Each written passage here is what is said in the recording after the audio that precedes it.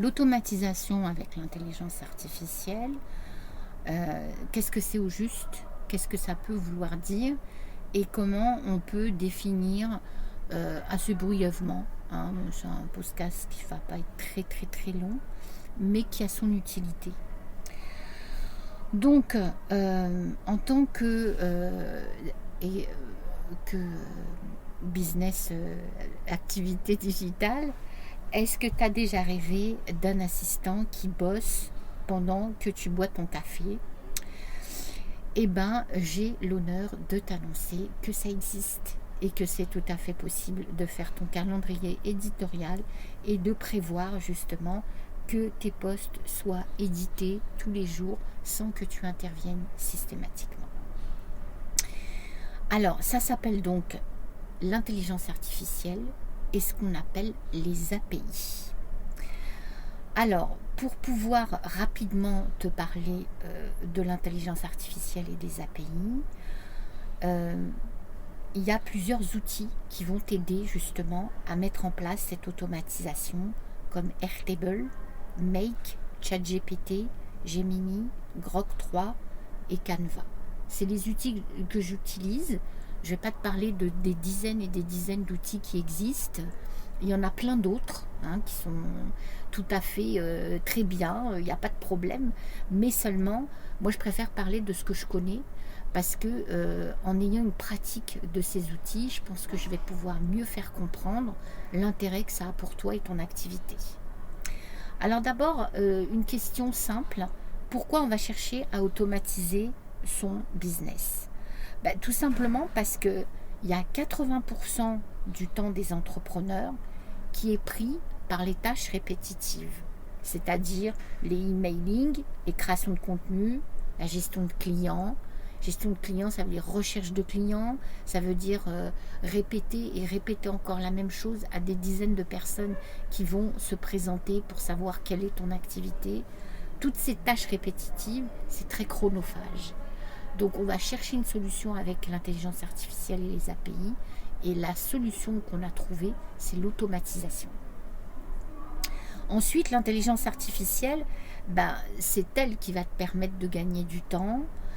Mais comme je dis souvent dans tous les podcasts sur l'intelligence artificielle que j'ai fait, ça ne remplace pas l'humain, ça ne remplace pas ta personnalité, ça ne remplace absolument pas ton authenticité, bien au contraire.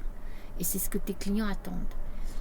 Si une automatisation, elle est bien faite, d'abord, on ne se rend pas compte qu'elle est là, on ne se rend pas compte qu'elle est présente, on ne se rend pas compte qu'il y a une automatisation qui aide l'entrepreneur. Et l'entrepreneur, il est toujours aussi présent, toujours aussi visible pour justement répondre à sa clientèle et à sa communauté.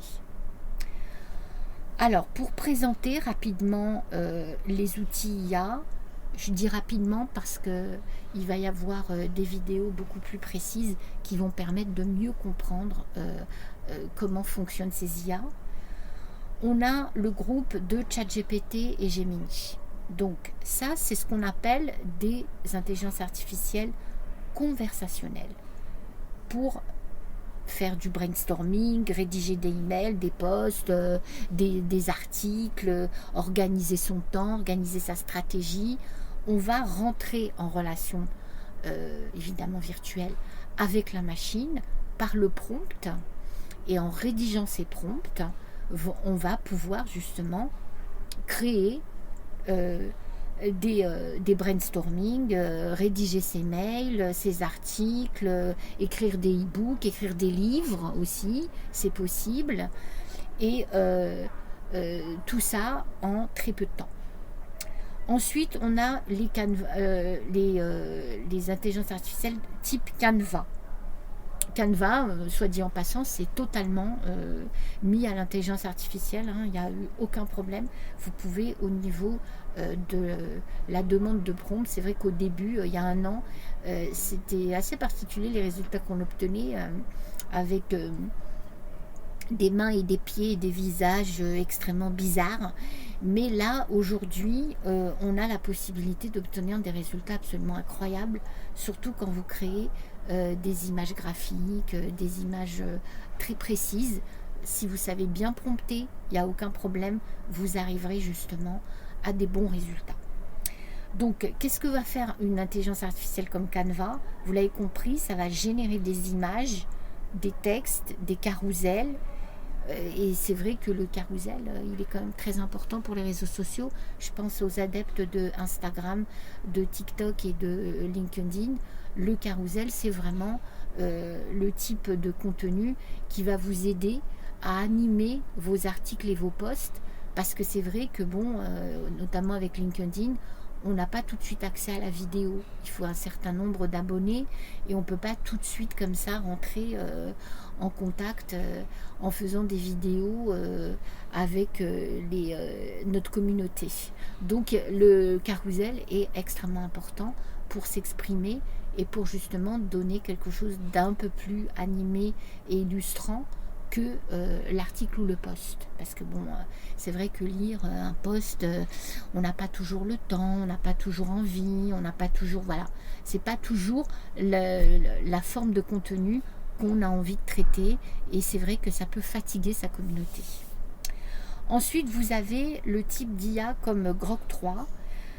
Alors Grok 3, qu'est-ce que ça apporte à ChatGPT et à Gemini? C'est une analyse et une réponse automatique aux DM et aux tweets.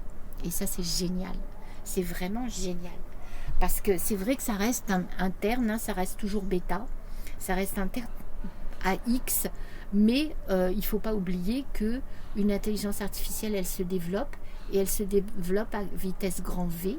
Donc, si je ne saurais trop vous conseiller, chère communauté, de suivre les, justement, intelligences artificielles qui vous intéressent et de voir comment elles évoluent et ce qu'elles peuvent vous apporter avant d'aller chercher, de multiplier les sources et les interfaces à étudier, ce qui, comme vous le savez, vous êtes des digitaux, une interface, ça met un peu de temps quand même à être maîtrisé. Donc quand on en maîtrise une, on essaye de voir tout ce qu'on peut en tirer. Ensuite, une API, qu'est-ce que ça va être? Une API, c'est en fin de compte un traducteur entre deux logiciels qui permet de bosser avec toi. Voilà. C'est-à-dire que quand Airtable a des données et qui veut les faire traiter par Make pour les organiser et les faire éditer sur un réseau social, eh ben, il va falloir une API. Voilà, tout simplement. Et c'est rien d'autre que ça, c'est une connexion. Donc, pour te donner un autre exemple, si tu veux aussi faire l'envoi des mails avec Airtable, tu peux utiliser Make pour automatiser l'envoi d'emails. C'est tout. Tu mets tes clients dans Airtable, tu fais tes bases de données et tu les envoies par Make. Voilà. Alors, une petite conclusion. Si on veut récapituler les différents outils dont je vous ai parlé, c'est ChatGPT, Gemini, tout ce qui va concerner le conversationnel. Ensuite, tout ce qui va concerner l'IA au niveau de l'image, moi je saurais trop vous conseiller Canva et son intelligence artificielle, parce qu'en plus maintenant, ils ont, en plus de la version pro, vous avez tout à fait beaucoup de possibilités avec la version gratuite. Donc, ne vous lancez pas dans une version pro pour découvrir un logiciel. C'est quelque chose que je vous ai toujours dit. Quand on veut découvrir quelque chose, un logiciel, quel qu'il soit, on commence par la version gratuite pour voir si c'est pour nous. C'est pas pour nous, on laisse tomber. C'est aussi simple que ça. Et ensuite, on a tout ce qui va concerner Grok 3 et qui va nous aider justement à travailler sur Twitter. Et je pense qu'il est vraiment à observer cette version bêta parce qu'elle vous aide à travailler sur tout ce qui est analyse et réponse automatique à tout ce qui va concerner les DM et les tweets. Et analyser, c'est important quand on est un entrepreneur.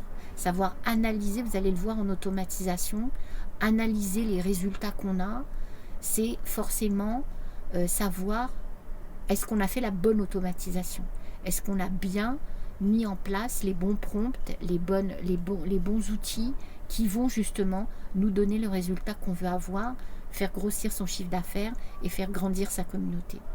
Voilà. Ensuite, je saurais trop vous conseiller que de vous abonner et d'avoir la possibilité d'avoir 2 rendez-vous par semaine avec moi, le mardi et le vendredi, pour suivre mes podcasts. Maintenant, ça y est, je régularise les différents rendez-vous pour vous parler de l'intelligence artificielle et du travail digital, pour aussi donner une chance à tous de pouvoir développer son activité digitale, les plus jeunes comme les seniors, et de faire en sorte que l'IA vous aide à développer votre capacité à rendre votre création de contenu 100% automatisée. Alors dites-moi en commentaire justement si vous auriez pensé à automatiser votre contenu, ou si tout simplement c'est quelque chose qui est très confus, vous ne savez pas.